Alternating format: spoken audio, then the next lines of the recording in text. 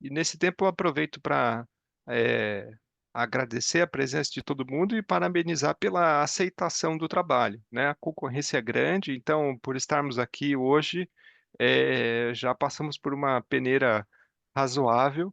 Então, todos que estamos aqui e tivemos os trabalhos aceitos, é, de certa maneira já passamos aí por uma fase, tivemos já algum feedback além do que a gente vai ter hoje. Professor, tá aparecendo aí? Tá aparecendo, só não tá em tela completa, tá, Ah, Alice? Você só precisa vou- colocar no cantinho ali para projetar para todo mundo, né? No próprio YouTube, isso, aí mesmo. Graduação em Agora sim. Administração da Universidade 9 de Julho. O que vou apresentar hoje é um ensaio acadêmico que ele inicia um debate que ele vai ser crucial para a pesquisa que vou É, desenvolver para a só tese um de doutorado. instante, Lise, por Esse ensaio favor, se você serve puder dar como um base pause. para investigar. Isso, o volume tá baixo só para mim ou para todo mundo? Por favor, me ajuda. Ele, ele tá baixo mesmo. Quando eu fui assistir o vídeo, né, eu já notei, porque ele tá Ó, no máximo que eu posso. ok, então o vídeo foi gravado mais baixo mesmo, então a gente aumenta o nosso áudio aqui para ouvir. Obrigado, Lise. Ele Vamos já lá. está no máximo aqui. Ótimo. Como os atores insurgentes podem utilizar a inovação disruptiva para provocar mudanças significativas nos campos organizacionais. É um tema que envolve teorias já bem conhecidas e debatidas no meio, mas que aqui serão conectadas de uma forma provocativa, justamente para atender a finalidade do ensaio, que é propor um debate. O ponto de partida desse estudo é a análise dos campos organizacionais, que é um conceito já amplamente discutido por DiMaggio e Powell. Segundo eles, os campos organizacionais são formados por atores que compartilham práticas e crenças criando dinâmicas de poder dentro do campo. Essa visão se complementa com as contribuições, por exemplo, de Bourdieu, que destaca a luta por poder nos campos, e de Feinstein, que aborda o papel das habilidades sociais nesse processo. O tema dos campos organizacionais, conforme discutido por DiMaggio e Powell, está no centro da teoria institucional. Eles descrevem os campos organizacionais como sendo um conjunto de atores que formados por empresas, agências reguladoras, fornecedores e clientes que compartilham práticas, normas e crenças, e esses campos eles funcionam como uma espécie de ecossistema onde as organizações cooperam e se ajustam de uma maneira que possam manter a legitimidade do campo. Dentro dessa dinâmica, há uma tendência ao isomorfismo, em que as organizações adotam práticas semelhantes para minimizar a incerteza e se alinhar às expectativas do campo, quer seja por pressão normativa, coercitiva ou mimética. A ordem estabelecida em um campo tende a reforçar as posições dos atores centrais que desfrutam de poder e legitimidade. No entanto, essa visão de campos organizacionais proposta por DiMaggio e Powell, ela pode ser complementada pelas análises de Pierre Bourdieu, que foca nas lutas internas pelo poder. Bourdieu sugere que o campo ele é um espaço de competição entre os atores, não apenas seguindo regras, mas também disputando o controle e definição de normas que regulam o próprio campo. A inovação disruptiva de Clayton Christensen, eu apresento ele como uma ferramenta fundamental para compreender como os campos organizacionais podem ser desestabilizados. Se nós pegarmos a teoria institucional e principalmente o entendimento de desinstitucionalização, podemos acreditar que o que Christensen argumenta, que a inovação disruptiva ocorre quando novas tecnologias ou práticas emergem de forma periférica, inicialmente ignoradas pelos atores centrais, esse caso pode ser associado diretamente com os atores insurgentes adentrando no campo organizacional, como veremos mais à frente. No entanto, com o tempo, essas inovações elas ganham força, atendem novos mercados ou criam novas demandas até o ponto de desestabilizar o campo organizacional, que essa é a proposta do ensaio. A inovação disruptiva, segundo Christensen, não é apenas uma nova tecnologia. Ela representa uma forma radical de repensar as práticas organizacionais que desafiam os status quo. Para as empresas incumbentes, os atores centrais, nesse ponto específico, nós podemos inserir os atores insurgentes, juntamente com a inovação disruptiva, e eles entram aqui através do conceito desenvolvido por Mahoney e Telen, na teoria de mudança institucional. Os atores insurgentes são aqueles que operam às margens do campo organizacional, questionando as normas estabelecidas e introduzindo novas práticas ou novas tecnologias. Eles não apenas desafiam o isomorfismo existente dentro do campo, mas também criam alternativas viáveis que podem desestabilizar esses atores centrais. A inovação disruptiva é, conforme apresentado nessa proposta de ensaio, a ferramenta que permite que esses atores insurgentes ganhem terreno. Quando uma nova tecnologia ou prática disruptiva é adotada, os atores insurgentes têm a oportunidade de transformar o campo organizacional, deslocando os incumbentes e reformulando as relações de poder existentes dentro deste campo. A interação entre inovação disruptiva e insurgentes é crucial para compreender como os campos organizacionais mudam. Enquanto os incumbentes estão concentrados em manter sua posição no centro do campo, os insurgentes, muitas das vezes pequenos e sem os mesmos recursos, utilizam a inovação disruptiva para ganhar vantagem competitiva. Esses atores trazem ao campo organizacional novas formas de operar que desafiam diretamente as práticas vigentes e dominantes. Conforme essas inovações são adotadas por outros atores do campo, elas criam uma nova realidade que passa a forçar os incumbentes a se adaptar ou arriscar sua própria desinstitucionalização. Portanto, a introdução do conceito de inovação disruptiva, alinhado com a análise dos atores insurgentes, fornece uma lente poderosa para entender como os campos organizacionais são deslocados e reconfigurados. Ao explorar como a inovação disruptiva permite que os atores periféricos desafiem as normas estabelecidas, este estudo amplia a discussão teórica sobre mudança institucional. Com isso, destaca-se que no centro da transformação organizacional não está apenas a mudança incremental ou a resistência ao isomorfismo, mas sim o potencial da inovação para alterar radicalmente a ordem e as dinâmicas de poder dos campos organizacionais complexos. O debate central desse ensaio trata, basicamente, da relação entre atores insurgentes e inovação disruptiva. E essa questão central que o ensaio aborda é como esses atores insurgentes periféricos ao campo organizacional utilizam a inovação disruptiva como ferramenta para alterar esse status quo. Marrone e Tellen, eles ajudam a entender melhor esse processo com o entendimento a respeito desses atores insurgentes e como eles agem. Eles não seguem o modelo de isomorfismo criado e descrito por DiMaggio e Powell, onde as organizações tendem a adotar as mesmas práticas para garantir a sua legitimidade dentro do campo organizacional. Pelo contrário, na verdade, os insurgentes desafiam essas práticas, introduzem novas formas de pensar e operar, usando a disrupção para deslocar os incumbentes, ou os atores centrais dominantes, alterando assim o centro do poder no campo. Concluindo esse ensaio teórico, a proposição é uma nova perspectiva sobre a mudança institucional, como os atores insurgentes utilizam a inovação disruptiva para provocar deslocamento nos campos organizacionais, desafiando assim os atores centrais e também reconfigurando a relação de poder existente no campo. Obrigado por assistir esse vídeo, espero que essa apresentação tenha introduzido alguns pontos-chave do debate que guia essa minha pesquisa. Muito obrigado. Obrigado, Lizzy, pelo vídeo. Obrigado, André, também, por ter gravado, né, e feito o vídeo para a gente. Eu vi no chat aqui que tivemos algum atraso, mas, no geral, como foi, pessoal? Deu para acompanhar? Para mim, foi uma atrasadinha pequena, mas eu acho que acabou não comprometendo. Mas foi tudo bem para vocês? Ah, tranquilo. Ótimo. Pelo menos o áudio eu acho que estava funcionando, né? Sim, tava foi gravado um pouco mais baixo, mas deu para corrigir aqui. Olha, professor, desculpa, mas o ator é péssimo, tá? Então, difícil de conseguir fazer isso aí. Não, Foram umas 10 fica, vezes para sair desse jeito. Imagina não, tentar fica fazer outro. tranquilo, André. Sabe que esse formato, né, de gravar o vídeo, ele acabou virando um padrão durante a pandemia, né? Nunca havia, né, esse tipo de trabalho. Eu me lembro que eu tinha, inclusive durante a pandemia, eu tinha o Congresso Internacional que ao tempo que a pandemia foi se expandindo, ele foi mudando de lugar, né? Ele ia ser na Ásia, depois é, ele passou para os Estados Unidos, depois ele acabou não acontecendo e foi nesse formato assim de gravação de vídeo, né? E acabou estabelecendo um pouco o padrão. E tem o lado bom que dá trabalho para fazer, mas é que todo mundo cumpre o tempo, né? Então agora a gente pode ter esse tempo aqui de debate. Então eu vou abrir assim perguntas pontuais. Temos aqui 10 minutos. Eh, então, fiquem à vontade. Alguém tem alguma pergunta por André? A ideia é que sejamos bem Façam, por informais favor. aqui, viu? Obrigado, Façam André. pergunta que me ajuda, inclusive, a poder desenvolver para a tese, tá, gente?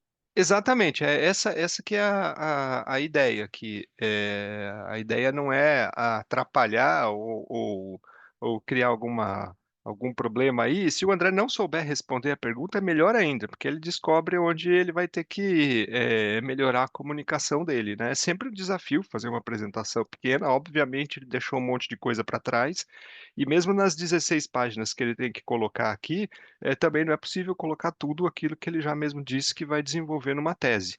Então, se a gente conseguir apontar para ele o que está faltando, a gente vai ajudar bastante.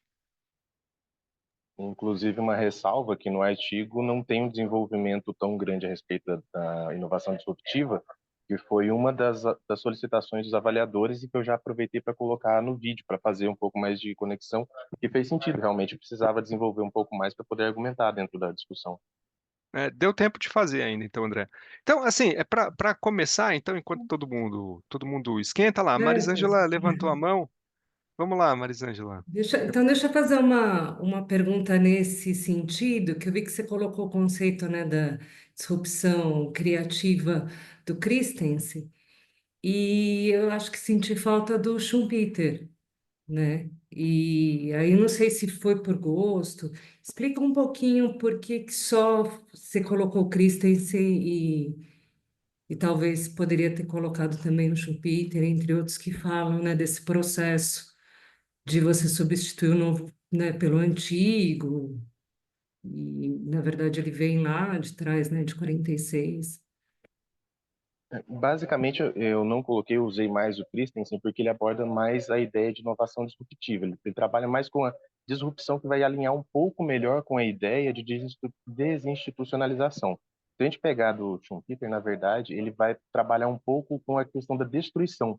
E aqui, que é, né, a destruição, inovação, que ela vai Isso, recriar. destruição, Isso, tem isso. essa. Disrupção, enfim. A ideia da inovação disruptiva é que, e por que que ela se alinha melhor dentro da teoria institucional? Porque a ideia não é acabar com o campo organizacional, é deslocar ele. Então, eu não poderia, né, pelo menos pela minha perspectiva, olhando para a pesquisa, eu não poderia colocar o Schumpeter nesse momento, porque a ideia não é acabar com o campo organizacional. Eu não estou criando um novo campo. Eu estou, na verdade, só deslocando ele em uma nova direção, que seria na direção desse insurgente. Então, por isso, foi uma escolha mesmo dentro da discussão de não utilizar. É que, é que para mim ainda não fica tão claro, por exemplo, como que você acaba, né, desrompendo do incumbente, você acaba não criando um campo novo, né? Porque toda disrupção, geralmente, concordo contigo, né? Geralmente você acaba criando um campo novo, mas não necessariamente pelo que você está colocando no seu trabalho, né? A ideia ali, na verdade, é tomar a proposta de Mahoney e Tellen para deslocamento, porque é uma das alternativas que acontece no campo quando ele se desinstitucionaliza é que ele se desloca. Então, por isso que foi essa escolha metodológica de não usar o Schumpeter. Mas é realmente, é mais nessa linha mesmo, tá? Legal, obrigada. É,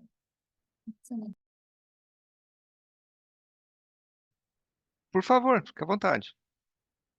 a, levantou a mão, né, Ana Maria? Mas pode falar, Luísa. Não, pode falar. É, André, parabéns pelo trabalho, tá? Travou aqui um pouquinho, então, assim, primeiro eu queria falar que eu entendi o porquê que você não usou o Schumpeter, e se a gente fazer, né, uma volta, né, no trabalho dele, ele está mais naquela inovação, que é a inovação tradicional, digamos assim, né? E aí, essa outra, né, da disruptiva e dos agentes insurgentes, eles são mais aquela inovação, para chegar naquela inovação nas pessoas que são é, menos favorecidas, digamos assim, que elas não têm acesso à inovação tradicional de Schumpeter, né, pelo todo o desenvolvimento econômico que ele propôs, né, eu entendi. Aí a minha dúvida porque eu acho que travou o vídeo no... Esse teu trabalho é um ensaio teórico, né, fruto da tua tese, não é isso? E aí ele vai ter uma parte prática, desculpa se ficou claro, eu não percebi porque travou. Não, realmente não tinha colocado dentro do vídeo. A ideia inicial é trabalhar com essa primeira discussão, né, para abordar não só a ideia do que será desenvolvido na tese, como também justamente para receber essas avaliações e poder desenvolver melhor. Mas provavelmente, pelo que a gente tem desenhado, meu orientador e eu, é que a gente vá para uma parte prática posterior. Nesse primeiro momento, fundamentar, organizar a ideia a respeito do que é, né, o ator insurgente, o perfil dele, o que ele faz e como ele pode ou não desinstitucionalizar esse campo, e depois sim tentar alguma coisa mais prática. Existem alguns exemplos, por exemplo, existem artigos trabalhando sobre a ideia da Netflix em relação a Blockbuster, que casaria muito bem com essa ideia de ator insurgente, justamente até pelo próprio histórico da Netflix ter entrado tentando primeiro se alinhar com a Blockbuster, e daí a Blockbuster negou-se a isso, e hoje o resultado do direcionamento total de locação de vídeo, por assim dizer, ou, embora hoje seja na forma de streaming, mas é uma locação de vídeo, ao ponto de desinstitucionalizar esse campo na direção da Netflix e deixar hoje a Blockbuster à margem, ao ponto, inclusive, de ter apenas uma loja no mundo, né? Então, por exemplo, um artigo que ele já está separado para esse próximo passo da pesquisa também. Aí eu tenho uma dúvida com relação a esse ponto que você colocou, André. Acho que foi muito agora esclarecedor. Então, a Netflix, de alguma forma, ela não rompeu o modelo das locadoras? Em que sentido? Então, você tinha a locação do filme físico, certo? Sim. Acho que Uhum, foi muito bom esse exemplo que você trouxe. uhum. Ela acabou desrompendo, tanto que a Blockbuster foi varrida, acho que em 2007, 2008, pela Netflix, por esse modelo inovador. Então, Então, é que assim, por isso que para mim as duas coisas elas são muito correlacionadas, né? Quando a perfeito, gente perfeito. fala Uhum, de você trazer o novo para uhum, substituição que vem dessa questão do Schumpeter, você acaba desrompendo. É muito uhum. difícil, né? Você, por exemplo, está dentro de uma empresa, eu trabalhei com projetos de inovação, você trazer algo novo, você vai mexer na sua linha de produção antiga. De alguma forma, assim, ou você faz ou o seu concorrente vai fazer, Sim, e isso perfeito. pode realmente trazer. Por isso que, para mim, as coisas estão muito correlacionadas, né? Os dois conceitos estão muito relacionados, né? Sim, já até anotei, inclusive, para poder rever isso, mas a ideia, só para poder avançar um pouco e te dizer o motivo, é que futuramente, nessa segunda etapa da pesquisa, a ideia é mostrar essas três formas de alterações de campo. A primeira, a deslocação completa, em que o ator central ele passa a não existir mais dentro do campo organizacional, que é esse exemplo, por exemplo. Um deslocamento marginal, que daí esse insurgente ele se torna um incumbente e o ator central ele vai para a margem do campo, mas ainda está dentro do campo. E uma outra interação que pelo menos é o que a gente tem encontrado possivelmente, é a competição por esse centro. Então, por exemplo, para a competição do centro, recentemente o ChatGPT lançou a sua inteligência artificial. 15, 20 dias depois, o Google foi lançar o atual Gemini, antigo Bard. Em menos de 10 minutos, eles perderam alguns bilhões na bolsa de valores. Não foi? Pois é, o Gemini agora ele está competindo diretamente com o ChatGPT. Eles estão disputando. Embora exista o Copilot da Microsoft, ele não é tão relevante quanto o Gemini e o ChatGPT. Então, os dois estão disputando o centro desse campo organizacional. Então, assim, por serem três modelos diferentes de deslocamento que nós estamos, pelo menos até o momento, né, entendendo que será o futuro dessa pesquisa, né, depois de estabelecer o que é perfil, o que faz, a ferramenta utilizada, e aí sim, o resultado desse deslocamento, a gente não colocou a inovação destrutiva, por assim dizer, justamente por isso, porque se eu coloco ele destrutivo, eu não consigo chegar lá na frente com uma disputa pelo mesmo campo, e não uma disputa, né, mas uma parceria ali, uma dualidade nesse centro de campo. Isso daí ficaria um pouco difícil de conseguir justificar através dessa teoria do Schumpeter, entendeu? Mas foi mais por isso mesmo, Uhum. mas já anotei aqui para tentar rever isso, sem nenhum problema. Não, é só uma sugestão Não, tá mesmo, certo. né? Ótimo, E obrigado. eu acho esse exemplo que você trouxe aí do Gemini é sensacional. E uma das coisas também que a Google está correndo atrás, porque no fundo isso também compete com o buscador. né? sim, Então, exatamente. aí, isso também você vê, como ela tinha, acho que 80%, acho que nesse Era, caso, quando ela era perdeu, já o maior market share que a gente podia encontrar na atualidade era não é Google, não tinha mesmo? outro para poder usar, 80, né? é o sonho de toda Sim, empresa, né? lógico. Mas agora está caindo exatamente Sim, porque você está agregando essas ferramentas de inteligência artificial, né, no buscador. Ele está ficando bem mais inteligente. Então, você não vai precisar mais usar o Google se sim, você tem um Copilot da vida, se você tem esses, mas enfim. Aí você vai para a disrupção criativa, da incremental. Bem, exato, é, exato. Não, mas para é mim um foi, assunto muito bom, mas é, vai tomar muito mas para tempo. mim foi Eu maravilhoso que tenha acontecido, porque eu já estou anotando todas as coisas para minha tese. Eu falei, nossa, aconteceu no momento certinho. É é, muito bom, verdade. Mas Bom, parabéns, o trabalho está muito bom, obrigado. viu? Obrigado pela contribuição, viu, Marisângela, para o trabalho do André. Obrigado, André, por compartilhar. E é interessante também que nesse primeiro trabalho a gente teve esse bate-bola, uma contribuição aqui relatada pelo André, e que a gente continue nesse ritmo aí ao longo da sessão. A ideia é justamente essa, é não colocar ninguém em nenhuma situação constrangedora, pelo contrário, é fazer perguntas difíceis para a gente poder melhorar o trabalho que a gente está desenvolvendo. Então, seguindo agora para o próximo trabalho, e se vocês tiverem mais alguma discussão, viu, André e Marisângela, a gente pode depois ainda tem uns minutinhos no final para continuar e até para amarrar com os próximos trabalhos, né? Então, o próximo que eu tenho na sequência aqui é o trabalho 1568, da Ana Maria, que está por aqui, as relações entre capacidade absortiva e a produção de conhecimento nos programas de iniciação científica e tecnológica. É, Ana, você está confortável para você compartilhar? Ou você prefere que a Lizzie faça assim como fez no primeiro trabalho do André? Eu prefiro que a Lise faça, porque a minha internet tá oscilando, já caí tudo. Ótimo. Você pode, Lizzie, colocar Ok. para a gente então, por favor? E aí eu só queria justificar, porque no vídeo quem está apresentando é a minha a orientanda, né, do mestrado. Na verdade, a pesquisa ela já foi concluída. E aí ela teve um problema pessoal de saúde, e aí eu estou na sessão aqui para tirar as dúvidas, tá?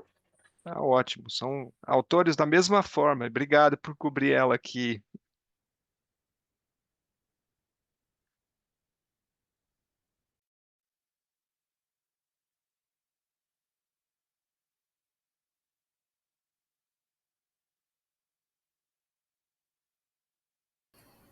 Olá a todos.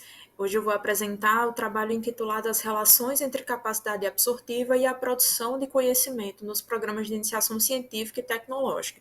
Um trabalho desenvolvido por mim, Laila Manisoba, juntamente com a professora doutora Ana Maria Corrêa. Então, trazendo uma brevíssima contextualização sobre o tema, né, sobre a produção de conhecimento no Brasil. Kebashi, ele nos traz, né, a informação de que a pesquisa científica no Brasil ela é desenvolvida quase em sua totalidade no âmbito do ensino superior, com destaque principalmente para as universidades federais, né? E esse argumento ele converge com os dados que foram levantados pelo grupo Web of Science, que constatou que as 15 universidades com maior produção científica no Brasil são públicas, responsáveis aí por mais de 60% da produção de pesquisas publicadas no país. Então, quando a gente fala em pesquisa científica, quando a gente fala na produção do conhecimento, Dave Walton ele destaca que a aquisição e o compartilhamento do conhecimento eles são fatores intrínsecos dos indivíduos que compõem essas instituições de ensino, né? Principalmente nessa relação entre professor e aluno. E aí, em cima disso, em cima desses aspectos de aquisição e de compartilhamento do conhecimento, junto, aliado às universidades federais no Brasil, que surge o objetivo principal desse trabalho, que é analisar a relação entre a capacidade absortiva e a produção de conhecimento nas pesquisas de iniciação científica e tecnológica em uma instituição federal de ensino superior, né? Especificamente aí como objetivos definir o perfil dos pesquisadores envolvidos na iniciação, descrever o processo de desenvolvimento dessas pesquisas e identificar o processo de desenvolvimento associado à CAP, né, a capacidade absortiva. E falando sobre capacidade absortiva, né, que é a base teórica do trabalho, A gente tem como precursor do tema o Corren e o Levington lá em 1990, mas aí a Zara e o George, em 2002, eles trazem uma nova roupagem para a temática, reconceitualizando o que é a capacidade absortiva, que para eles é definido como o conjunto de rotinas e processos organizacionais pelas quais as empresas adquirem, assimilam, transformam e exploram o conhecimento. E eles dividem esse processo em duas dimensões: a dimensão potencial, com a aquisição e a assimilação do conhecimento, e a dimensão realizada, com a transformação e a exploração do conhecimento. Então, esse é a base teórica, né, do trabalho. Com relação aos aspectos metodológicos, é uma pesquisa qualitativa aplicada na Universidade Federal Rural do Semiárido, especificamente nos programas de iniciação científica PIBIC e no Programa de Iniciação Tecnológica, o PIBIT. Os sujeitos da pesquisa eles foram divididos em dois grupos. O primeiro grupo composto pelos pesquisadores orientadores dos programas PIBIC e PIBIT, e o segundo grupo composto pelos membros do Comitê de Iniciação Científica, que também tem um papel muito importante para esses programas da universidade. E aí os dois grupos foi selecionado os pesquisadores em atuação entre setembro de 22 e agosto de 23. Como técnica de coleta de dados, foi realizada uma triangulação com a aplicação de questionários para o grupo 1, né, obtendo aí um total de 29 respondentes. A entrevista semi-estruturada ela foi aplicada junto ao grupo 2, com um total de 6 respondentes, e também foi realizada uma análise documental para corroborar com as informações do trabalho. E todos os dados eles foram analisados por meio da análise de conteúdo do Bardam. Sobre, né, os resultados encontrados, trazendo os principais achados da pesquisa. O primeiro objetivo era identificar e descrever o perfil socioprofissional dos sujeitos. Então, resumidamente, o grupo 1 é composto majoritariamente por homens com idade superior a 35 anos, doutores há mais de 5 anos. E o grupo 2 identificou-se uma equidade de gênero entre feminino e masculino, também com idade superior a 35 anos e doutores há mais de 5 anos, o que nos demonstra a maturidade desses perfis dos sujeitos participantes, né, e a experiência acadêmica e científica que esses sujeitos têm enquanto pesquisadores, né, e orientadores dos programas.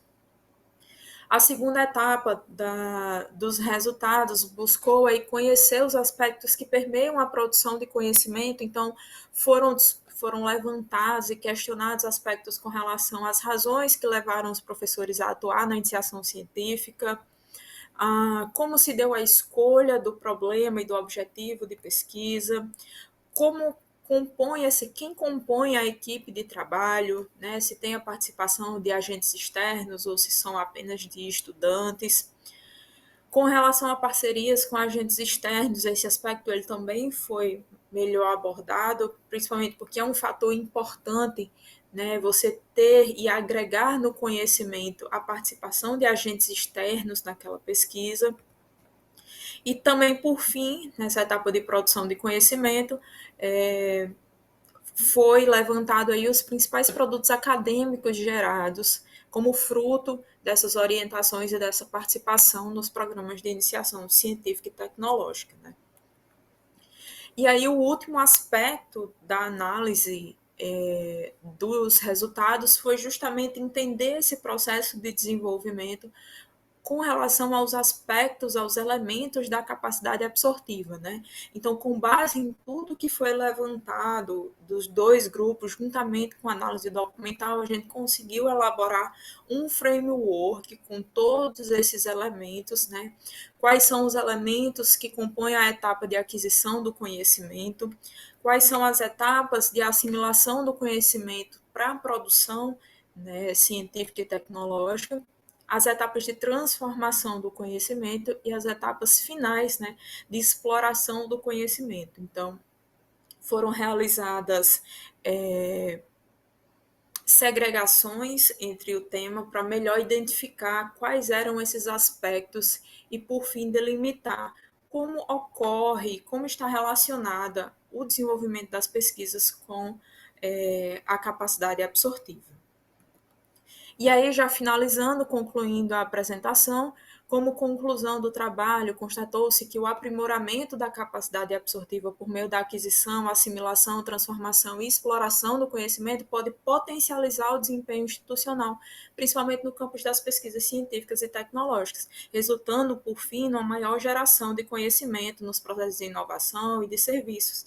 E aí a principal contribuição prática desse trabalho é que ela serve como uma norteadora, tanto para que a sociedade e as organizações conheçam como acontece esse processo de produção do conhecimento, mas também para que as instituições possam refletir sobre as suas práticas de trabalho e os incentivos organizacionais para melhor favorecer o desenvolvimento do conhecimento científico e tecnológico nas instituições.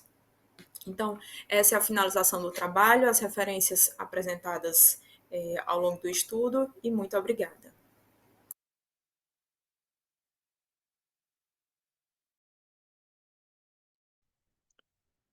Obrigado, Lise, aí pelo compartilhamento do vídeo e também a professora Ana Maria que está aqui, né, por participar aí e defender o trabalho da Laila aqui, né.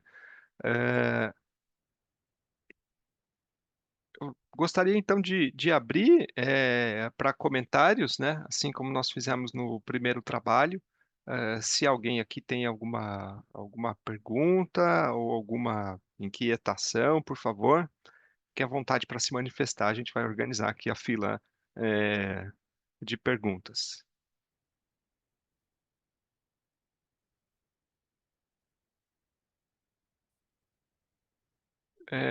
Acho que a Ana Maria não está aqui. Nossa, será que ela A- caiu? Acho que ela caiu, né? Ela falou que estava com a internet ruim. Isso, Ela ela falou colocou. que estava com a É, conexão, né? Ah, entendi. Eu acabei não acompanhando o chat. Foi no chat que ela disse isso, Lizzie? Sim, É? sim, ela avisou que estava com a internet ruim, né? Aí eu não sei se nesse meio tempo do vídeo deu algum problema e ela Sim, caiu. tudo bem. Eu acabei até passando aqui a palavra para todo mundo e agora que eu percebi. Então a gente pode fazer o seguinte: até que ela se restabeleça, a gente vai para o próximo trabalho e a gente espera se ela consegue retornar até o final da sessão e aí a gente retorna com questões para ela. Assim a gente fica mais organizado. Pode ser?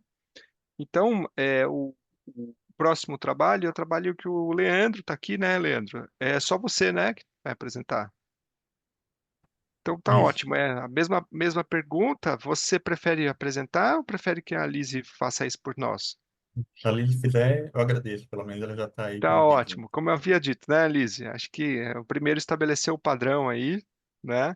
Então, Lizzie, se você puder colocar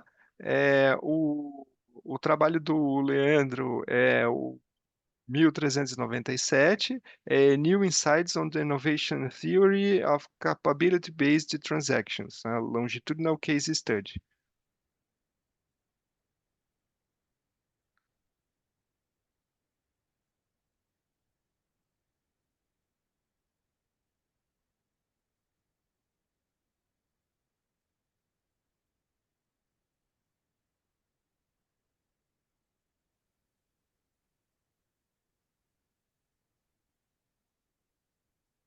Dado novos insights sobre a teoria da inovação de transações baseadas em capacidades, um estudo de caso longitudinal. Então, historicamente, nós temos a RBV e a TCT como duas principais teorias, tá? Que eram vistas como antagônicas, mas depois de um tempo, os pesquisadores começaram a ver que elas poderiam ser entrelaçadas, formando uma nova corrente da literatura. Entretanto, essa nova corrente da literatura, ela não considerava aspectos relativos à inovação, principalmente inovação tecnológica e não tecnológica, e também sobre capacidades de inovação. Então, a partir dessas perspectivas da inovação, Nascimento e Davislac avançaram essa nova corrente por meio de uma abordagem teórica que eles denominaram de transações baseadas em capacidades. Então, o objetivo desse artigo é validar os pressupostos teóricos de Nascimento e Davislac, porque o artigo deles é puramente teórico, não tem validação empírica, e a gente trouxe essa perspectiva aqui da validação empírica. Sobre o referencial teórico, eu trago aqui um quadro com os principais conceitos dos autores, tá? Eles trazem um conceito de capacidades limitadas, de complementaridade e dois tipos de relação comercial que eles propõem, como a relação comercial tradicional e a comercialização de complementaridade, tá? A relação de complementaridade é quando a empresa vai comercializar com outra na busca de gerar complementaridade para suas capacidades limitadas e também os frutos agregados que podem estar nessas relações. Foi adotada aqui uma pesquisa qualitativa, tá? Um estudo de caso único de uma pequena vinícola familiar do Rio Grande do Sul. Foi uma pesquisa histórico-longitudinal. O primeiro período foi 2020 e 2021, onde a gente fez um diagnóstico das capacidades de inovação, identificando os elementos fortes, mas também as limitações dessas capacidades. O mesmo foi feito para 2022, comparando ali com o primeiro período, e também em 2023 comparado com o segundo período.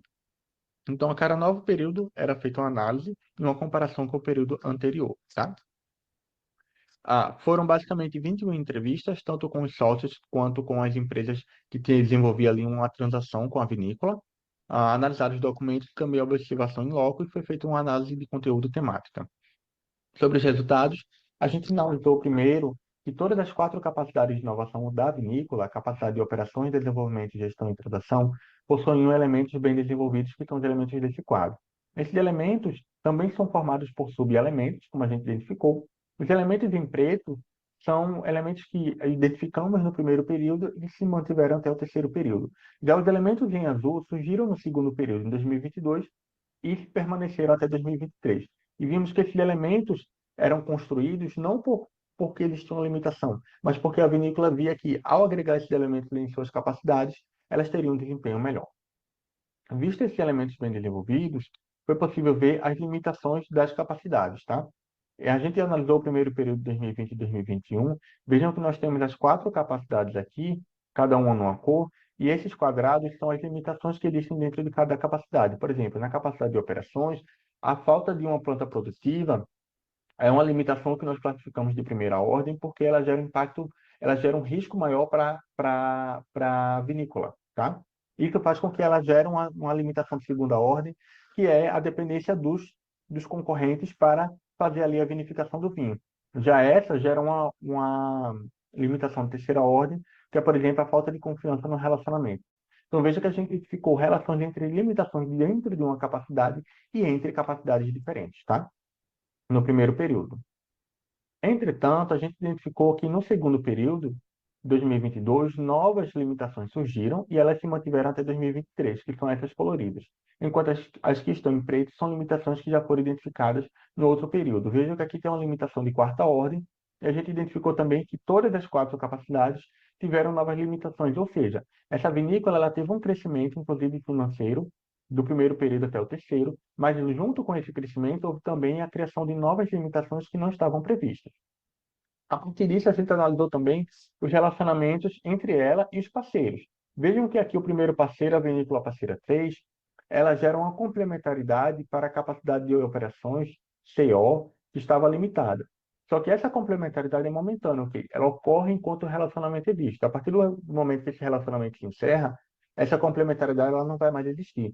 Já a empresa de consultoria 4 e 5, elas geram uma complementaridade para limitações da capacidade de gestão, que é definitiva, ou seja, encerrando o relacionamento com essas 2 empresas, essa limitação não vai mais existir, porque ela foi superada. Então, a partir dessa análise, nós identificamos aqui que de todas as limitações existentes, essas que estão com o símbolo de cancelado foram limitações que deixaram de existir, ou seja, foram superadas por meio das relações com outras empresas num processo de complementaridade, seja ele momentâneo ou definitivo. Então, como discussão, a gente tem aí a questão, primeiro, das descobertas que a gente viu. Por exemplo, identificamos que o terroir e o storytelling são 2 elementos que compõem as capacidades de inovação de uma vinícola e que não eram apresentados na literatura prévia. Então, um achado que a gente traz aqui.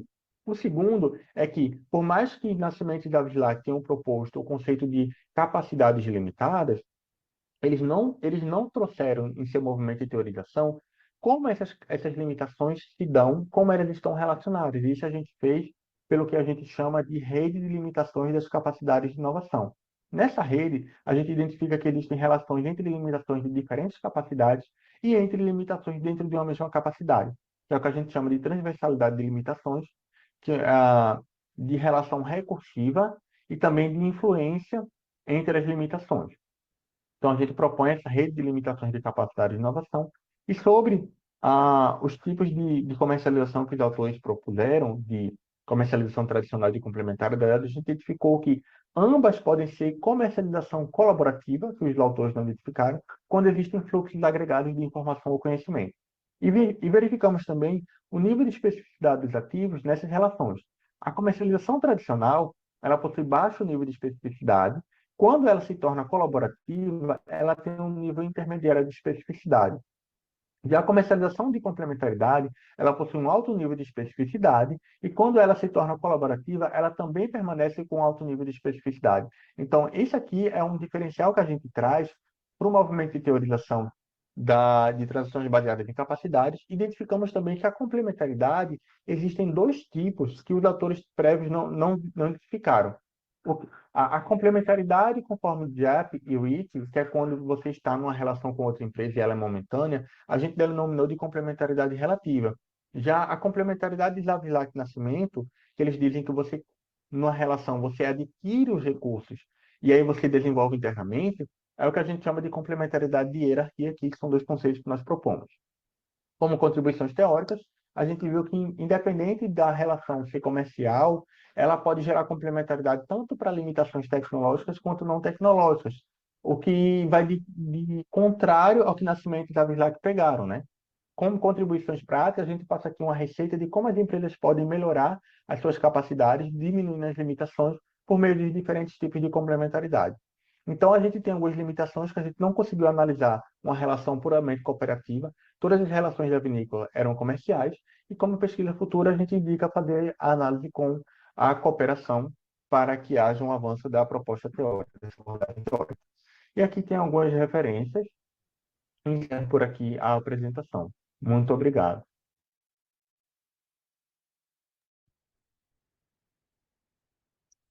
Muito obrigado, Lise, por compartilhar com a gente, Leandro também por ter feito o vídeo e pelo trabalho. Assim como dos dois anteriores, a gente percebe aí a dificuldade em conseguir colocar o trabalho todo nesses 8 minutos, né? Faz parte, é assim mesmo, é praticamente um pitch que a gente faz aqui. É, Pelo menos a vantagem é que gravando o vídeo dá para voltar e refazer, né? Dá para editar, né? E dependendo da paciência, até para refazer até ficar bom. Então, abrindo aqui, nós temos alguma pergunta para o Leandro nesse momento. A gente está com um pouquinho mais de tempo agora, visto que a gente não tem certeza se a Ana Maria vai voltar. Então, a gente tem. Já voltei já. Ah, tá por aí. A minha internet tá péssima. Obrigado, Ana. Obrigado. Então, Ana, nós fizemos o seguinte: nós passamos para o próximo trabalho. E aí, então, nós vamos manter, tá, o mesmo tempo para voltarmos aí, para termos aí algum tempo para discutir o seu trabalho mais no final, né? O trabalho, na verdade, da Laila, né? Obrigado por ter avisado. Então, vamos lá, para o Leandro nesse momento.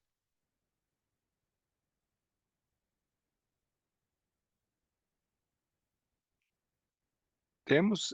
Eu tenho uma, Leandro, para começar, de repente, aqui, até agora eu não perguntei para ninguém, apesar de ser muito curioso.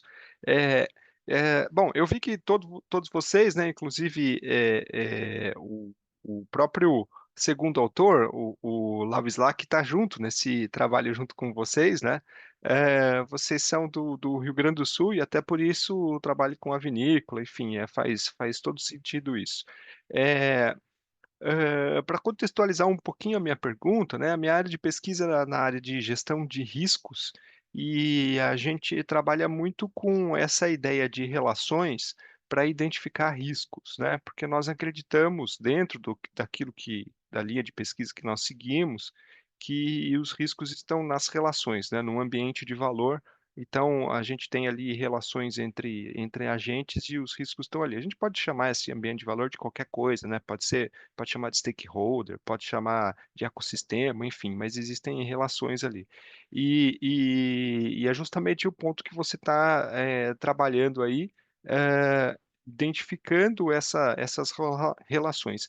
Passou bastante rápido no vídeo, além do ambiente interno, né, dessa organização, que é uma vinícola, com quantos outros, eu estou chamando de agente, porque veio da economia, a gente poderia chamar de outro nome, mas com quantos outros contatos ao redor, né, fora da empresa, vocês vocês conversaram? Obrigado, professor. Então, a gente fez uma pesquisa com 11 empresas, né, que eram Uhum, as 11 empresas que tinham maior aproximação ali com a vinícola.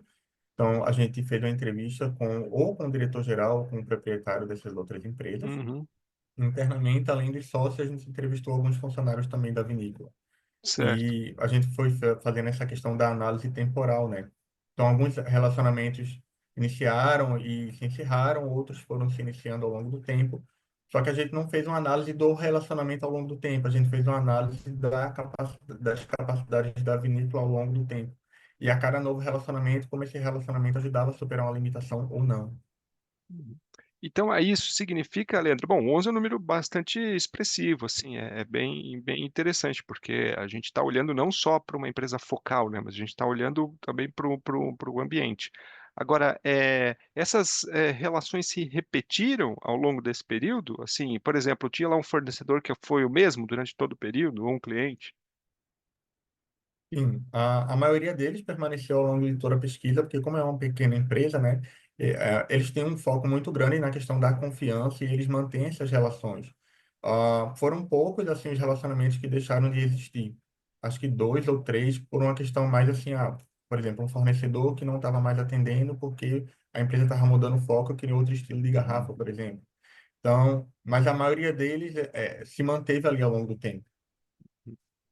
Não, porque isso é importante para confiabilidade, né? Porque se você tivesse muita variação, né, de um período para o outro, não dava muito para dizer, porque são diferentes. Agora, se você tem o mesmo relacionamento mantido, então você tem ali uma condição que, ou talvez um fator que pudesse comprometer a análise das suas capacidades que se mantém igual, né? Então, esse é um ponto forte para você destacar. Eu vi que tem lá na apresentação, mas é que foi bem rápido, né?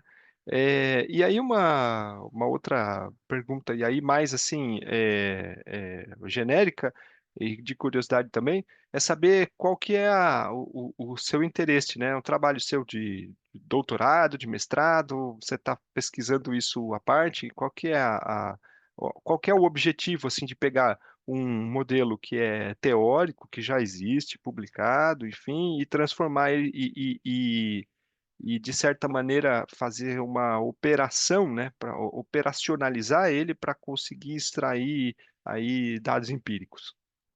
Perfeito. Esse trabalho é resultado da minha tese de doutorado, eu defendi há alguns meses, tá? E o primeiro trabalho também que a gente usa como base teórica foi o primeiro trabalho da minha tese, né? Que foi um manuscrito conceitual. Então a gente fez esse primeiro artigo, ele é teórico, e o segundo seria o aprofundamento dos pressupostos teóricos que lá foram levantados, né? A gente viu que grande parte desses pressupostos se mantiveram e alguns outros não, e tiveram ali outros caminhos que a gente não previu no artigo teórico e que a gente acabou descobrindo empiricamente também. Então, é o resultado da minha tese de doutorado. Entendi, obrigado, parabéns pelo trabalho. A Neila tem uma pergunta, eu acho que levantou a mão, né? Fique à vontade, Neila. Levantei sim, bom dia. Desculpa, eu estou com a minha câmera fechada também por condições de internet para não cair, né? Mas agora, como eu quero fazer pergunta, eu abri. Parabéns, Leandro, pela tua pesquisa e parabéns aos outros também que já apresentaram. Eu sou da Universidade Federal de São Carlos, mas eu sou egressa do PPGA da URGS, eu conheço a turma lá do Zavislac. E me chamou a atenção, você fez um estudo longitudinal, mas você fez estudo com períodos curtos, 1 ano, 2 anos, né? Por que vocês pensaram em períodos curtos e não períodos mais longos de comparação nesse estudo longitudinal? Perfeito. O principal limitador é o tempo para terminar o doutorado, né? Inclusive, Uhum. eu deveria ter defendido meu doutorado no ano passado e eu acabei aprovando a extensão de mais um ano para poder ter mais um ano de pesquisa, sabe? Então, no total, foram 3 anos e meio o estudo longitudinal e aí a gente acabou analisando ano a ano. Só que por conta da pandemia, ali 2020, a gente começou no meio de 2020, então foi muito difícil coletar dados. Os empresários eles não queriam participar, eles estavam ali muito preocupados em como tocar o negócio. Então, a gente acabou agregando ali 2020 e 2021 como sendo o primeiro período, 2022 o segundo e 2023 o terceiro período. Então, no total ali foi 3 anos e meio. Mas você podia ter feito um olhar do passado, né? Pergunta pro... É assim, só Uhum, sugestão, entendeu? sim. Porque realmente me chamou a atenção o estudo longitudinal. Normalmente ele pega grupos que conheçam a história passada, né? E aí faz a comparação. Então, poderia ter pego alguns anos atrás o presente e com o presente. Mas é só uma curiosidade e sugestão. Achei o teu trabalho excelente, um trabalho bem robusto. Parabéns. Muito obrigado. Bem legal também a tua consideração. A gente até fez uma análise um pouco histórica, assim, mas foi de forma geral. Só que com essa análise histórica a gente não conseguiu ver a questão das limitações e como elas eram superadas por meio dos relacionamentos, tá? Porque não tinha como a gente verificar isso de fato. Então foi por isso que a gente focou de 2020 em diante. Mas a gente fez até alguma análise assim de posicionamento ao crescimento da vinícola. A gente também analisou nos últimos anos, 2018 em diante, sabe? Por meio dos documentos, relatórios que eles tinham lá financeiros e também até postagens de redes sociais. Então a gente fez um pouco assim, do avanço do crescimento da vinícola, mas não de como ela superava as limitações.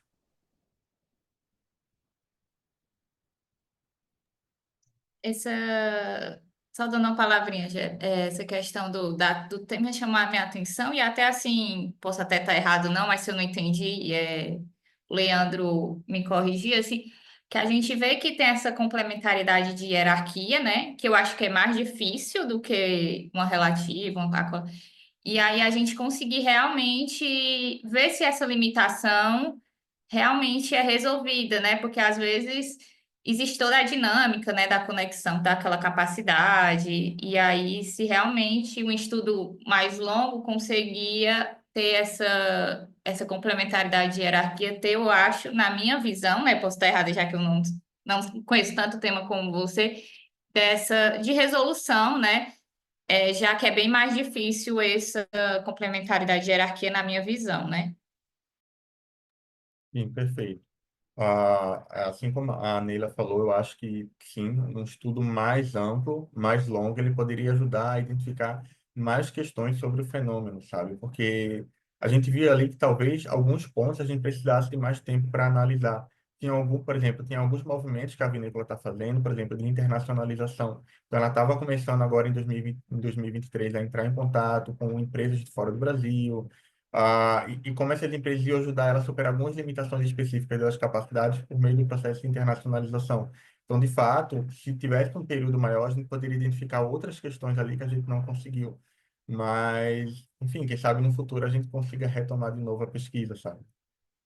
Mas parabéns, eu gostei muito, acho que o trabalho ficou muito bom. Parabéns.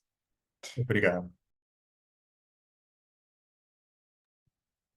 Temos mais alguma pergunta para o Leandro? Não? Então, considerando o tempo aqui, a gente passa para o próximo trabalho e assim conseguimos ter um tempo maior lá no final. E até para que nós possamos voltar lá no trabalho da Laila apresentado aqui pela Ana Maria. Então, o próximo trabalho é o trabalho que o Everton está aqui, né? Everton, você que vai provavelmente defender o trabalho, prefere você apresentar ou que a Lizzie faça isso por nós? Bom dia a todos. Não, pode a Lise continuar, já está ali no modelo, Então, vamos lá, pode ler. estabelecer o padrão. Ok. Vamos lá, Então, Lizzie, por favor. Então, o trabalho que o Everton vai apresentar é o trabalho 834, Pressões Institucionais na Difusão da Inovação Frugal na Área da Saúde, estudo de caso do uso da pele de tilápia no tratamento de queimaduras. Olá, meu nome é Everton Valtric. O título do meu artigo é Pressões Institucionais na Difusão da Inovação Frugal na Área da Saúde, um estudo de caso do uso da pele da tilápia no tratamento de queimaduras. Este artigo é resultado da minha dissertação de mestrado com orientação do professor André Moraes dos Santos. Desafios mundiais como a pandemia do Covid-19 e questões de impacto social e sustentabilidade vêm tornando as organizações, principalmente da área da saúde, para que elas se tornem cada vez mais ágeis e com rapidez em se transformar. Inovações frugais são ideais para este contexto, pois são inovações pensadas para um contexto local, para a base da pirâmide, com recursos locais, são inovações mais simples, porém com qualidade igual ou superior às convencionais. Elas também são mais baratas do que as convencionais, ocasionando redução de custo, e por isso elas se tornam também acessíveis e democráticas. além de serem sustentáveis. Entretanto, para que a sociedade possa colher os benefícios da inovação frugal, essas inovações precisam ser difundidas, né, ou seja, adotadas por um maior número de usuários. A teoria que estuda a questão da difusão é a teoria da difusão da inovação, proposta por Rogers, né, que é um processo pelo qual uma nova ideia ou comportamento é adotado por uma população. Em resumo, é um processo de redução de incerteza, ou seja, a gente só utiliza e passa a utilizar uma inovação, né, uma nova tecnologia, quando a gente tem uma certeza de que ela vai nos ser útil e que vai atender as nossas necessidades. Porém, a DOI ela é pensada para o contexto de inovações para o topo da pirâmide, inovações com altas tecnologias, inovações caras. E o seu processo de difusão ele se dá na direção top-down. Ela surge, né, começa a ser difundida no topo da pirâmide social e com o passar do tempo ela vai, então, descer para a base da pirâmide.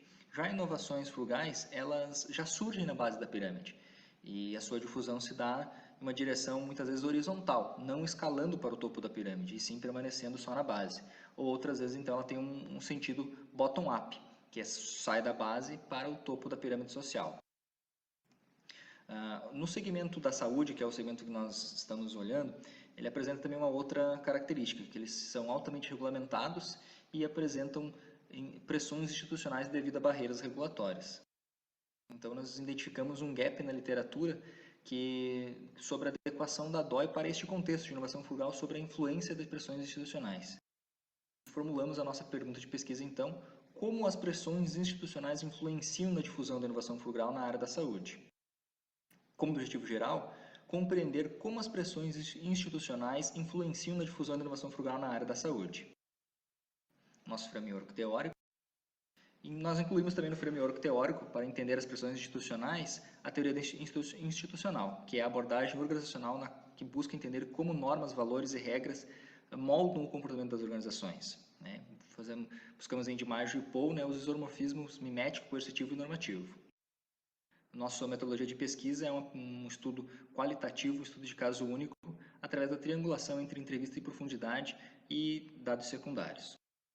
Nós realizamos 11 entrevistas em profundidade com adotantes e não adotantes da pele da tilápia nas cidades de Lages, Santa Catarina, Fortaleza, Ceará e Nova Santa Rita, no Rio Grande do Sul. Entre eles médicos, enfermeiros, atendentes de unidade de saúde, diretores, veterinários, biomédicos, tanto do setor público quanto privado. E também artigos científicos, entrevistas e reportagens de internet nos nossos dados secundários. O objeto de estudo escolhido foi a pele da tilápia, que ela, por ser uma inovação que apresenta todas as características frugais, e também por já ser uma inovação que apresenta já um estágio mais maduro de difusão. Ela começou as pesquisas em 2015 e desde então ela vem recebendo aí prêmios internacionais, nacionais e uma gama já de variedade de usos. Como resultados, nós identificamos a grande presença nas mídias científicas e digitais da pele da tilápia, mas essa presença é pouco eficaz para sua difusão, porque os respondentes da pesquisa apresentaram um conhecimento superficial da pele de tilápia, devido aos canais que eles mais utilizam serem canais fomentados por atores industriais ou representantes laboratoriais. Entre eles, os representantes comerciais, que são quem leva a capacitação, demonstração de uso, fazem palestras, dão feedbacks para os profissionais da área da saúde. Como característica da inovação, nós identificamos a experimentabilidade e observabilidade como principais características. São delas que os profissionais da saúde conseguem perceber as outras características. Quanto às pressões institucionais, identificamos que o isomorfismo mimético ele facilita na difusão, e já o isomorfismo normativo e coercitivo eles dificultam a difusão da inovação frugal.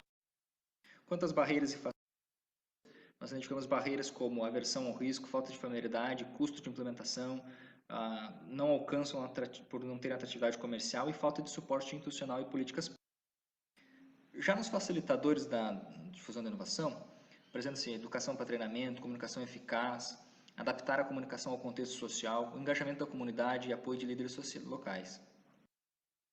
Um achado que não estava no escopo inicial do projeto, mas que é muito relevante, é a questão do impacto social da pele da tilápia e também a sua relação com as ODS. Como conclusão, esse artigo propõe um modelo teórico que integra a teoria da difusão da inovação com a teoria institucional, para analisar a difusão da inovação frugal, contribuindo para reduzir a lacuna apontada na literatura.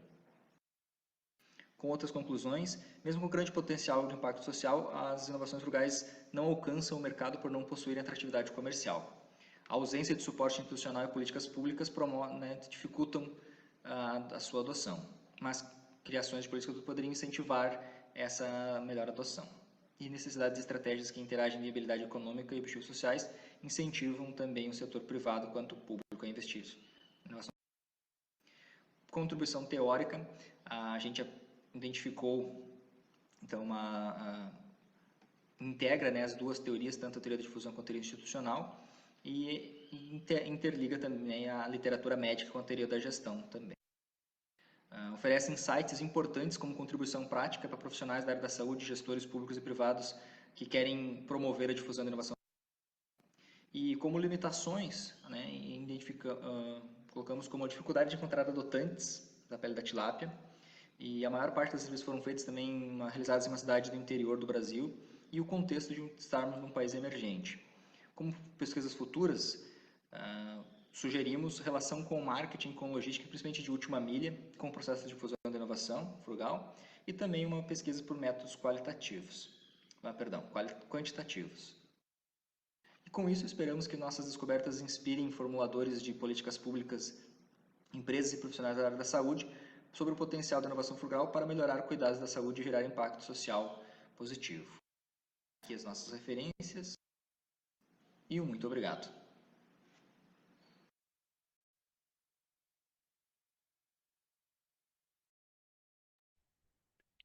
Muito obrigado, Everton e Lise também por compartilhar aqui conosco. Nós temos então, como fizemos nos outros trabalhos, né, um tempo aqui para discutir especificamente esse trabalho, né, defendido pelo Everton aqui. E depois, como esse é o último trabalho, depois de esgotar aqui as discussões sobre esse, a gente volta então ao trabalho da Laila, e a professora Ana Maria está aqui para a gente retomar as perguntas. Então, temos aí duas etapas até que depois nós possamos abrir para discussão de todos os trabalhos. Especificamente para o Everton e esse trabalho dos processos na pele da tilápia, nós temos alguma pergunta? Posso fazer uma pergunta, Jefferson? Pois não, não precisa nem pedir. Juro que eu não queria ser a perguntadora da sessão, mas achei super interessante, Everton, o seu trabalho, super, super, acho que essa questão, né, da inovação frugal, ela não é tão amplamente, né, acho que estudada ou aplicada, e aí eu fiquei só intrigada por que que você fez um estudo de caso único.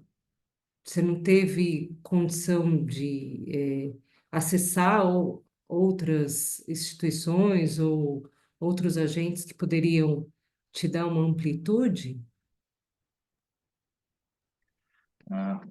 Bom dia, Marisângela. Principalmente como era o tempo do mestrado, né? Então também foi uma escolha de tempo para ser dentro do mestrado. E outra, a gente queria também se aprofundar um pouco mais nesse caso específico que é a pele da tilápia, né? Que já é um caso bem mais maduro, né? E no Brasil a gente identificou como o caso, acho que com uma quantidade de dados secundários bem relevantes para justificar que ela tem uma difusão de mídia e acadêmica muito grande, muito relevante, mas, em contraponto, a difusão prática na ponta, ela não acontece.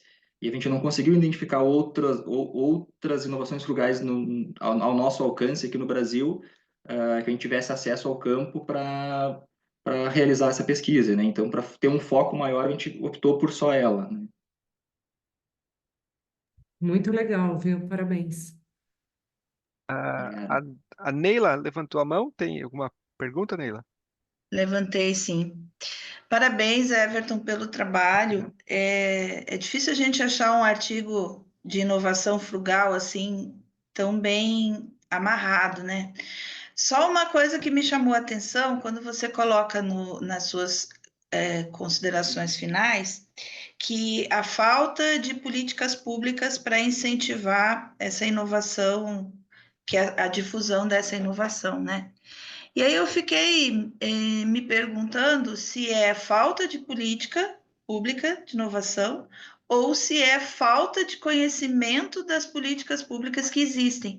Porque a gente tem tantas opções, né, que dariam para utilizar, e às vezes os pesquisadores ou quem está envolvido ali, até por estar muito envolvido com aquela pesquisa, e quem trabalha com gestão da inovação vê bem isso, não consegue achar os caminhos, porque uma Embrapi, por exemplo, poderia ser uma alternativa. A gente tem, eu não sei como é que estão esses municípios, né? São municípios menores, Santa Rita, no Rio Grande do Sul, é pequenininho, mas talvez o que falte é saber os caminhos para conduzir isso, porque não é a primeira vez que se ouve falar dessa inovação da tilápia, né? Uma coisa que, como você mesmo falou, já está bem madura. Então, será que realmente é falta de política ou as pessoas que não sabem o caminho para chegar nesses recursos? Neila, também a questão um pouco de gestão, né? Porque ela está dentro de uma universidade federal e a gente identificou também as questões burocráticas, né? Porque o grande usuário e o grande cliente da pele da tilápia é o SUS, que é uma unidade federal e a tecnologia pertence ao governo dentro de uma universidade federal. E esses dois órgãos, eles não, pela burocracia, eles não conversam e não se entendem, né? Foi o que a gente identificou né, com as entrevistas, assim, que então essa questão burocrática da Universidade Federal de querer, eles já têm a patente, né? Então a patente desse procedimento da pedra tilápia é da Universidade Federal do Ceará. E eles então estão buscando um modelo de negócio que seja rentável também para a universidade. E isso gera que os laboratórios grandes que poderiam assumir isso, eles não querem compartilhar com a universidade que também né, a parte desse lucro. Então tem esse impasse e tem outro impasse que o SUS não olha para isso como algo que poderia, vamos pegar e vamos transformar. Então a gente identificou né, esse impasse ali. Então, é o impasse, não é a falta de política, Pode ser, né? concordo Porque, contigo. assim, ainda mais se tá dentro de uma universidade federal, eu também não conheço a Universidade Federal do Ceará para falar, mas eu estou falando porque eu conheço muito a estrutura da UFSCar, e a UFSCar trabalha muito com a Embrapi, né? Que seria uma opção para fazer esse tipo de trabalho. E o INSS, bom, o INSS, essas alturas do campeonato, ele é o cliente, o usuário, né? Ele não vai estar preocupado com esse desenvolvimento. Mas, enfim, só uma contribuição. Parabéns pelo trabalho. Obrigado. Eu tenho só um comentário, né? Everton, parabéns pelo trabalho. Eu estava na sessão SAPs, né, que foi discutido, e ainda ficou. Eu acho que principalmente, né? Eu estou aqui na Universidade Federal do Ceará, né, aqui no Ceará, apesar de não estar próximo, né, desse núcleo que desenvolveu de inovação. Mas essa questão que a gente vê que as inovações que acontecem dentro da universidade, para sair para o mercado, para sair, é um contexto ainda que existe orientações aos pesquisadores que a gente sente que falta, né, saber os caminhos. Eu acho que as políticas públicas, como ele colocou, de certa forma, ainda são um pouco deficientes para alguns pesquisadores, né? E aí, essa questão da área da saúde, eu acho que ainda, né? Não sei se você concorda comigo, Everton, os laboratórios, eles querem, às vezes, um domínio, né, de ganhar em escala, e, às vezes, certas inovações de forma imediata, isso eles não conseguem, então, eles não têm interesse, né, de fazer esse tipo de parceria com a universidade para venda, né, para colocar esse produto em comercialização. E aí é o que a gente sente aqui, estando no Ceará, né? Quando a gente teve essa inovação, foi um boom muito legal, teve toda a parte da mídia, mas que a gente sente todos esses problemas, né?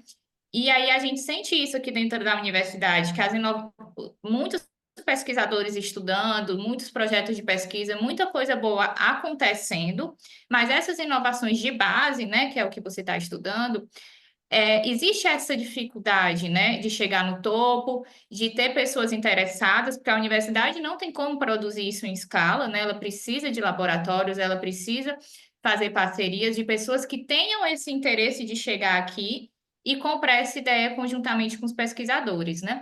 Então, assim, eu algo para se pensar realmente na minha visão de políticas, de questões de aproximação, né? Entre esses setores com a universidade. Assim, Liz, eu concordo contigo, né? E quando eu falo, também a gente fala de políticas públicas ali, a gente está se relacionando a todas as inovações frugais, né? Não somente a pele da tilápia. E aí, quando a gente olha para outras inovações frugais, sim, né? As políticas públicas, elas são necessárias porque a concorrência de uma inovação de base para uma inovação tradicional, ela acontece diferente, né? A gente viu isso justamente com os laboratórios, né? E eles não têm interesse em inovação de base porque o lucro é muito pequeno, né? Então, quando você tem uma tecnologia que você consegue transformar ela e ter um ganho, uma margem de lucro muito grande, os laboratórios olham com melhor para isso e não com algo que é mais acessível, que possa gerar, né? Tipo, tem um trabalho e a margem é muito pequena, né? Então, isso dificulta a pele da tilápia, foi um dos achados que dificulta ela de entrar, né? E também porque os profissionais de saúde estão muito... eles são muito dependentes dos representantes comerciais. Então, aquilo que o representante comercial fala para eles é uma regra, né? E aí eles veem aquilo como a regra a ser seguida, porque quem está ali fornecendo essas informações e fornecendo material e tecnologia para eles são esses ali. Isso, concordo. É. O André está com a mão levantada. Tudo bem, cara. Primeiro, parabéns, porque é um tema sensacional. Minha mãe é da área da saúde, enfermeira aposentada, então a gente acompanha muita coisa e principalmente a utilização disso quando surgiu, por conhecer alguns médicos da área, eles falaram bastante a respeito e das possibilidades que teria, principalmente na questão das queimaduras, até segundo, terceiro grau, se não me engano, que eles estavam falando a respeito. Você comentando a parte das farmacêuticas e tudo mais não aceitarem, eu até entendo, faz total sentido, por questão de patente, por questão de lucro e tudo mais. Mas eu não entendi a parte do SUS não poder usar. Tem alguma coisa da Anvisa que não libera? Qual que é o impasse que existe ali de não utilização, já que se foi desenvolvido através de uma pesquisa em universidade pública, pelo menos eu entendo dessa forma, seria mais fácil essa relação com o SUS. Qual que está sendo a dificuldade? Que eu não entendi essa parte, por favor. Não, a dificuldade é mais burocrática mesmo, não que ele não possa utilizar. O SUS ele não utiliza talvez por um desconhecimento das pessoas que deveriam, que poderiam trazer ela como carro-chefe desse tipo de tratamento. Eles não, né, não sei, aí a gente não conseguiu identificar o porquê que a gente não chegou a tratar diretamente com órgãos, a gente falou com profissionais da operação, né, e não com profissionais da tomada de decisão no SUS. Então, a gente não conseguiu identificar essa parte de por que eles não olham para isso, né? Dentro das questões de licitação que apareceu nas nossas entrevistas, aí tem uma questão também, né, que as licitações elas já são esses laboratórios eles conseguem fazer com que as licitações sejam voltadas para eles, né? Então, assim, já tem, porque tem que ter um X, então toda a questão de como a licitação é formulada, eles acabam tendo uma priorização ali, né? E também a questão né, tu falou uma enfermeira, né? A gente notou também as questões hierárquicas dentro do hospital. Aí a gente vai para a questão né, das pressões institucionais, que muitos médicos eles têm uma relação muito próxima com laboratórios. Então, eles têm preferência por aqueles laboratórios. E por dentro do hospital haver esta hierarquização, o tipo de tratamento prescrito ali dentro acaba sendo aquilo que eles definem. Porque o enfermeiro não... Né, o enfermeiro ele não tem a autonomia para decidir aquilo que ele quer tratar, né? Muitas vezes ele precisa seguir a prescrição médica. Então, ele acaba também refém daquilo que o médico decide. E aí o médico... E com uma criticazinha de leve, não vai ser uma inovação de uma universidade federal que vai pagar a viagem no final do ano que uma farmacêutica paga. Tem todo Infelizmente, sentido. Tem todo sentido. Eu sei, eu conheço, eu sei. Tem todo sentido. Né, identificamos isso também, né? Um dos achados foi esse também dos comentários. Ana, tá com a mão, pode ir. E aí, é só para complementar essa tua resposta para o André, que foi uma pergunta excelente, que na verdade a gente já sabe, né? Que assim, como até o estudo de Laila verificou, né, 60% das pesquisas desenvolvidas são em universidades públicas, mas essas pesquisas elas não são utilizadas, né? Elas ficam em algumas universidades, né, para alguns contextos, elas ficam engavetadas. E aí a Laila, né, ela terminou o mestrado esse ano, então ela está com uma proposta de doutorado para continuar desenvolvendo sobre isso, né? E meio que a gente fazer um estudo sobre, né, o porquê desse engavetamento, né? Porque pesquisas tão excelentes como essa da pele da tilápia, né? O próprio SUS, que seria o maior beneficiário, né? Não utiliza por questões burocráticas e às vezes sim por falta de conhecimento, né? A gente também tem que ver que tem a questão da não continuidade dos governos, né? Então, assim, não existe um fluxograma de trabalho bem definido, bem mapeado, para a próxima gestão, né? Saber do que já foi desenvolvido, o que está sendo proposto. Então, é um problema grande, né? E juntando toda essa falta do conhecimento do que as universidades elas estão desenvolvendo.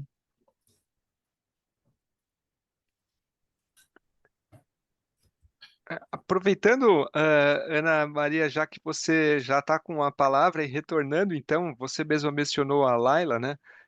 Tenho aí uma curiosidade que ficou quando você Uhum. apresentou, que vocês são de universidades diferentes ou é só uma questão aqui do cadastro, aqui do SEMEAD, que mostra isso? Então, atualmente eu estou na Universidade Federal da Paraíba, né? Estou falando aqui de João Pessoa, mas eu sou professora do mestrado da UFESA, onde a Laila fez o mestrado, e já fui professora de lá da UFESA. Então, eu fui redistribuída aqui para a Universidade Federal da Paraíba.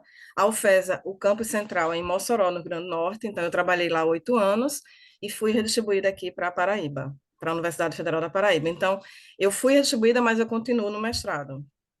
Ótimo. E aí, então, já tem o interesse dela e seu também, pelo que parece, de Uhum, continuar aí, estar nessa fase de projeto para o doutorado, né? isso. E eu me lembrei muito durante a apresentação aí, na verdade, durante as questões, a fase de arguição aqui do Everton, dessa relação com a pesquisa de iniciação científica, no caso que a Laila fez lá, né? E como que isso poderia ter, assim, ter uma conexão, como que isso poderia expandir para difusão, na verdade, né? Aí é uma segunda área, a gente tem várias universidades que tem já um centro de difusão mais estruturado, algumas têm agência de inovação, tem nomes diferentes, enfim, né? Uhum, E aí bate um pouco também naquilo que a gente conversou aqui, que esses centros que fazem a ponte com certas políticas, né? Como foi citado aqui lá o caso da Federal de São Carlos, a relação com a Embrapi, enfim. Então, acho que tem um terreno fértil aí que conecta essas duas coisas, né? E aí, sim. voltando para a pergunta, depois de todo esse preâmbulo aí, né? Vocês trabalharam lá, né? A Laila trabalhou lá, né? Com a capacidade absortiva, né? Que é, vamos dizer assim, uma área de conhecimento dentro de uma outra grande área de gestão do conhecimento, né? E aí eu acho que quando a gente expande para a gestão do conhecimento, aí sim a gente cai e tem uma relação muito grande com gestão da inovação, né? Na gestão do conhecimento. E aí eu acho que aí é onde as coisas vão caminhar. Então, eu queria saber se vocês trabalharam com essa relação, assim, vamos dizer, capacidade absortiva, gestão do conhecimento, capital intelectual, uma coisa maior, ou seja, todo esse arcabouço, ou se o foco da pesquisa foi em gestão do conhecimento especificamente, assim, e se isso está bem delimitado na pesquisa. Sim, Jefferson, a gente trabalhou, é como você falou, né? Muito pouco tempo para a gente colocar, né? Apesar do trabalho dela ter sido uma dissertação de mestrado, foi bastante amplo, então ela tem todo um arcabouço teórico também da economia do conhecimento, ela fala de gestão do conhecimento, e a gente teve também questões envolvendo, porque não só foi da iniciação científica, e também da iniciação tecnológica, né? Então a gente viu os programas PIBIC e PIBIT. Então a gente tinha que fazer essa ponte com conhecimento, com inovação, até por conta dos dois programas que foram analisados, né? E aí é porque aí assim a gente fez todo esse arcabouço, então, esse preâmbulo para poder justificar o uso, né, do programa de iniciação científica e tecnológica, mas assim foi utilizado esse modelo de Zara mesmo, George, focando em capacidade absortiva, né? A gente fez esse preâmbulo, mas teve o foco da capacidade absortiva no modelo de Zara-George. Obrigado. É porque eu acho que esse preâmbulo é importante agora nesse projeto, Uhum, exatamente essa que é a isso. ligação, né? Não precisa reescrever ou voltar a estudar essa parte para fazer esse projeto aí, né? Uhum. É. Nós temos mais alguma pergunta para o trabalho da Laila, representado aqui pela professora Ana Maria? Eu posso até Eu, puxar um gancho rapidinho do que a gente estava conversando, né? A gente estava falando, né, dessas questões, né, do desenvolvimento, da exploração dos conhecimentos científicos, né, que são desenvolvidos. E assim, se no trabalho, assim, eles falam, né, da questão das práticas, dos incentivos, se consegue identificar, né, quais práticas, incentivos, assim, tem coisas que não vão para o trabalho, né? Que as universidades, principalmente quando a gente pensa que essas que não estão tão desenvolvidas, como essas pesquisas, né, elas podem, quando a gente pensa nos próprios pequenos projetos, eles sendo mais desenvolvidos, né, assim, tirar esse engavetamento dos projetos, fica muita ideia, muita coisa boa parada, né? E aí, assim, qual foi essa reflexão, assim, o gancho que pode até ir para para estudos posteriores aí da mestranda que pode ir para o doutorado, né, que fez esse trabalho? Então, Liz, a reflexão que a gente teve, né, ela passou, inclusive ela pediu prorrogação também, porque foi finalzinho da pandemia, então teve a dificuldade, né, tudo, apesar dela trabalhar na UFES, ela é funcionária da instituição, a percepção que a gente teve, assim, apesar da gente dar gestão do conhecimento, mas a falta de conhecimento da própria instituição, dos trabalhos desenvolvidos, das pesquisas desenvolvidas, né? E aí, apesar de ter um NIT, né, o Núcleo de Inovação Tecnológica, que é essa agência que Gerson comentou, é, fica assim meio solto, né? Não há uma conexão, né, de informações. O NIT, ele não, até o momento, né, com a realização da pesquisa, ele não tinha acesso, porque essas pesquisas, inclusive, até peço desculpa, gente, porque depois da apresentação eu poderia ter falado mais, né? Mas caiu a conexão. Mas assim, a análise documental que ela fez foi com justamente os relatórios de pesquisa, tanto de iniciação científica como de inovação tecnológica. E aí, assim, foi uma maior dificuldade, né? Porque ficaram meio que documentos, desculpa, só um minutinho, tá?